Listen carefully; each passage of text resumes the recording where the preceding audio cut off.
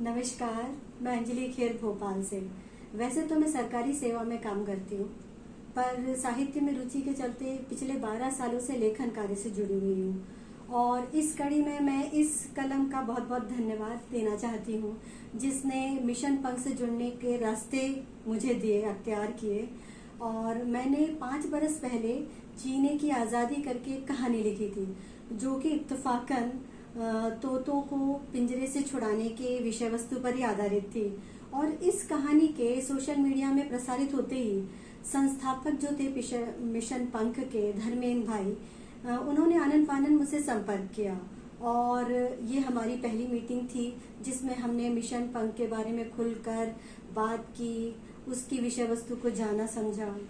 और वैसे तो कहते हैं ना कि माँ है जो बच्चे की, वो पहली शिक्षिका होती है और उसके भविष्य की निर्माता भी। धर्मेंद्र जी के जीवन में भी ऐसा ही कुछ हुआ। वो अपनी माँ से प्रेरित होकर अपने 5 साल छोटे भाई दीपक के साथ मिलकर इस मिशन से जुड़े। वो पहला मौका था जब उन्होंने तोते को पिंजरे से मुक्त कराया, तब वो 12 साल के थे। और उसके बाद तो उनका कार्रवाई थमा नहीं, वो इस मुहिम को आगे बढ़ाते चले गए। परिजन जुड़े इस मुहिम में, और परिजन से इतर विनोद जैन जी हैं, वो इस कड़ी में एक अपनी भूमिका लेकर आए और लोगों को भी जोड़ा।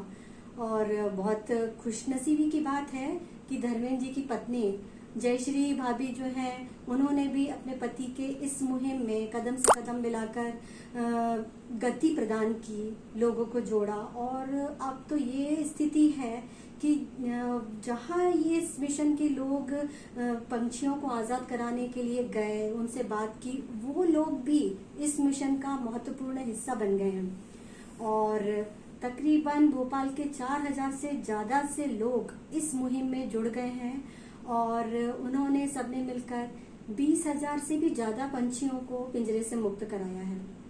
मुझे गर्व है कि मैं इस मिशन से जुड़ी हुई हूँ, जो कि पंछियों की आज़ादी को लेकर काम कर रहा है। और इस कार्य को गति देकर हमारे हिस्से में बहुत विविध स्तर के 33 से भी ज़्यादा पुरस्कार हमारे खाके में आ चुके हैं। और हमारे जो मिशन की ख्याति है उसका अंदाज़ा हम इसी बात से लगा सकते हैं कि भोपाल ही नहीं, भोपाल से इतर आसपास के क्षेत्रों के लोग भी हमसे संपर्क कर रहे हैं और इस मिशन का हिस्सा बनना चाहते हैं।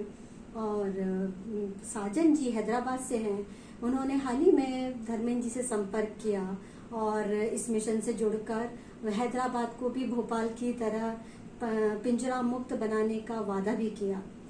और धर्मेंद्र जी न केवल इस मिशन से जुड़े हुए हैं, बल्कि उन्होंने पंछियों को पिंजरे से आज़ाद करने के लिए कविता और कहानियां भी लिखी हुई हैं। यहाँ तक कि छोटे छोटे बच्चे जो हैं उस कहानी को सुनकर इतने प्रेरित हो गए हैं कि उन्होंने छोटे छोटे वीडियो बनाकर अपलोड करके धर्मेंद्र जी को भी भेजे हैं। और मैं ये सोच रही हूँ कि अभी कोरोना काल में हमें कुछ दिन अपने घर में रहने की हिदायतें दी गई हैं, घर से बाहर रहने के लिए मना किया है। ये हमारे जीवन के लिए बहुत आवश्यक है, लेकिन थोड़े दिन के ही लिए ही सही, लेकिन हमें इतनी छटपटाहट सी महसूस हो रही कि जैसे हमको जीने की आज़ादी छीन ली गई हो, हमारे जीवन की गति को कम कर दिया गया हो, धीमा कर दिया गया हो। तो फिर यदि हमें थोड़े दिन के लिए घर में रहना इतना मुश्किल पड़ रहा है, तो फिर हम सोचें कि उन मूक पक्षी जो कि अपना दर्द बयान नहीं कर सकते हैं, उनको हम पिंजरे में रखकर कितना अमानवीय कृत्य कर रहे हैं। क्यों न हम उस मूक पक्षी के दर्द को जाने। और मिशन पंख के सदस्य होने के नाते मेरा आपसे सनम्र आग्रह है कि ऐसी कवायदों से बचें, पक्षियों को उनको जीने का हक प्रदान करें। और मुझे आशा ही नहीं बल्कि विश्वास है कि निकट भविष्य में भोपाल ही नहीं बल्कि संपूर्ण सृष्टि पिंजरा मुक्त होगी।